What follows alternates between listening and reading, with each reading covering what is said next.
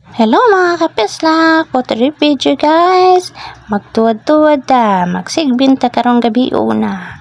Kay nagsakit man nga tong hawak, mao ni timailhan nga tiguwang na ta.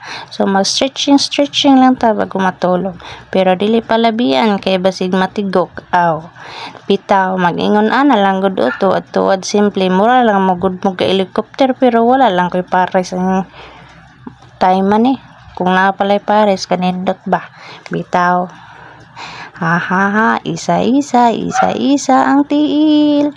Magsinigbinta kay sakit na mga hawak mo lang tambal sang sakit og hawak o kamo nga sakit og hawak nga lang mo so na lang ko stretching promise mawala ang sakit sa inyong hawak guys.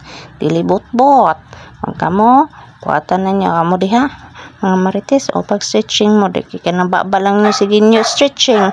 Sus Ginoo ko panot baspon mo ha. Sige ha, ana stretching lang nindot man pud unta ning magkagod-kagod pero unsaon man nagnusara man ta ay dili mag stretching ta ana tuwad-tuwad magsigbin original sigbin hehe. Yan, na tutulog yung maliit. Stretching na ko guys. So, patulog na ko guys.